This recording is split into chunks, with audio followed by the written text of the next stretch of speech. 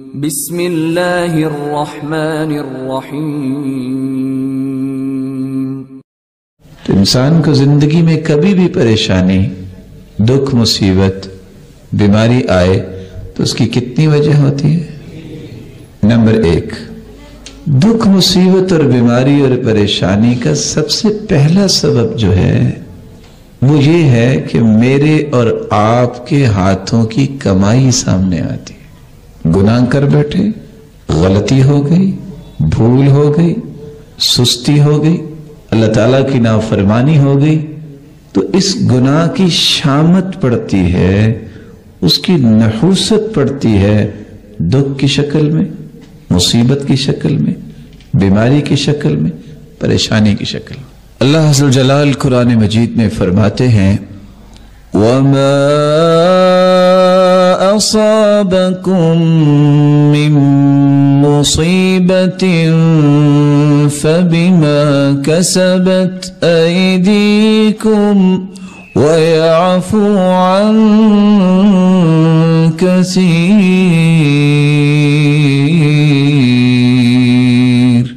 جب بھی تمہیں کوئی مصیبت آتی ہے تو تمہارے ہاتھوں کی کمائی ہے، اور ساتھ کتنی خوبصورت بات اللہ تعالیٰ نے کہہ دی وَيَعْفُو عَن كَثِيرٍ۔ حالانکہ اکثر اللہ معاف کر دیتے ہیں، پکڑتے نہیں ہیں، یہ کبھی کبھی بس جھنجھوڑتے ہیں۔ ایک بندے کی کیپیسٹی یہ ہے کہ وہ 2 روٹیاں کھائے گا، اگر اس کو نہیں سمجھ آئی وہ 6 روٹیاں کھا لے تو کیا بنے گا، کیا ہوگا؟ اب ہاسپٹل میں پہنچا ہے، فوڈ پوائزنگ ہو گئی ہے، تو نہ وہ کچر پچر کھائے، اپنی خوراک کا خیال رکھے۔ ایک بندے نے چوری کر لی ہے، اللہ نہ کرے، اس پہ پابندی لگ گئی ہے کہ فیصل ٹاؤن نہیں آنا، فیصل ٹاؤن والوں کا تو کوئی گناہ نہیں، یہ چوری نہ کرتا، نہ پابندی لگتی۔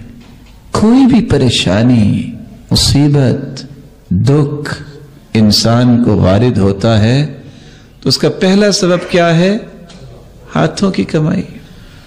مصیبت، دکھ، پریشانی اور بیماری کا دوسرا سبب یہ ہے، ایک بندہ ہے تو نیک لیکن مصیبت میں آ گیا۔ سبب کیا ہے؟ اصل میں اللہ مالک الملک اس کے گناہ معاف کرنا چاہتے ہیں۔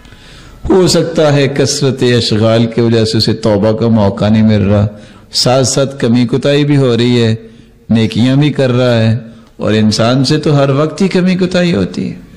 ارشاد ربانی ہے ما اصاب من مصیبت الا باذن اللہ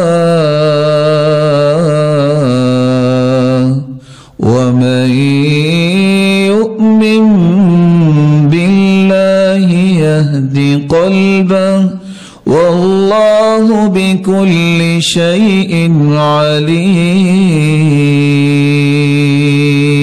علیم۔ جو بھی مصیبت آتی ہے وہ اللہ کے حکم سے آتی ہے۔ کس کے حکم سے؟ اللہ کے حکم۔ اور اللہ کا حکم کیوں ہوتا ہے؟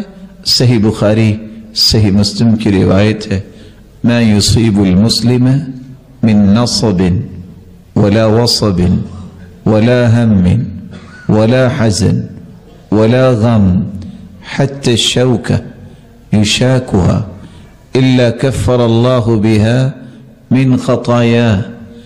انسان کو کوئی دکھ آئے، کوئی غم آئے، کوئی بیماری آئے، کوئی فکر لاحق ہو، یا تھکاوٹ ہی ہو جائے، یا اس کے پاؤں میں کانٹا چھپ جائے، مالک الملک ان سب چیزوں کے بدلے اس کے گناہوں کو معاف کر دیتے۔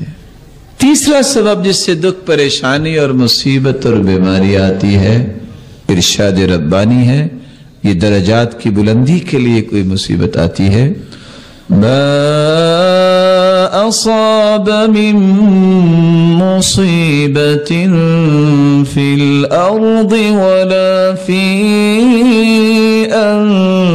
انفسکم الا فی کتاب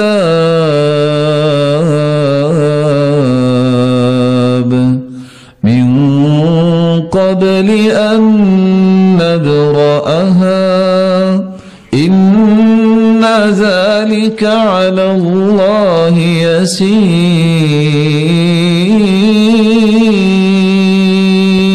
يسير۔